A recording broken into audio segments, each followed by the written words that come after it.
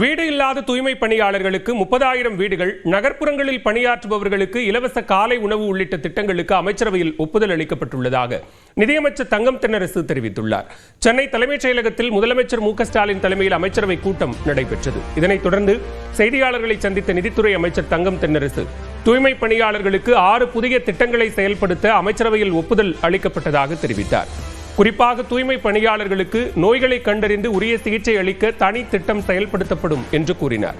இதேபோன்று 5 லட்சத்திற்கு இலவச மருத்துவ காப்பீடு, பணியின் போது உயிரிழந்தால் 10 லட்சம் ரூபாய் இழப்பீடு வழங்கப்படும் என அறிவித்தார்.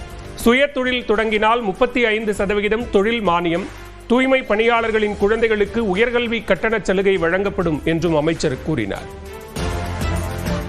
நகர்ப்புறங்களில் சொந்த வீடு இல்லாத தூய்மை பணியாளர்களுக்கு வரும் 3 ஆண்டுகளில் தூய்மை பணியாளர் நல வாரியத்தினுடைய உதவியோடு தமிழ்நாடு வீட்டு வசதி வாரியம், தமிழ்நாடு நகர்ப்புற வாழ்விட மேம்பாட்டு வாரிய திட்டங்கள், தூய்மை பணியாளர்கள் வசிக்கும் இடத்திலேயே வீடு கட்டுதல் என பல்வேறு முறைகளின் கீழ் 30,000 குடியிருப்புகள் கட்டித்தரப்படும். கிராம பகுதிகளில் வசிக்கும் தூய்மை பணியாளர்களுக்கு கலைஞர் கனவு இல்லம் திட்டத்தின் கீழ் இந்த வீட்டு ஒதுக்கீட்டில் முன்னுரிமை வழங்கப்படும். தூய்மை பணியாளர்கள் தங்களது பணியை அதிகாலையில் மேற்கொள்ள வேண்டிய சூழ்நிலையில் காலை உணவு சமைப்பதற்கும் அதை பணிபுரிய இடத்திற்கு கொண்டு வந்து அருந்துவதற்கும் பல்வேறு பிரச்சனைகளை எதிர்கொண்டு வருகின்றனர்.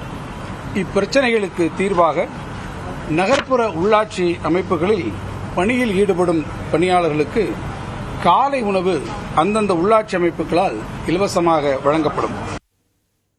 தொடர்ந்து பேசிய அவர் தூய்மை பணியாளர்கள் தங்கள் போராட்டத்தை கைவிட்டு பணிக்கு திரும்ப வேண்டும் என்று வலியுறுத்தினார்.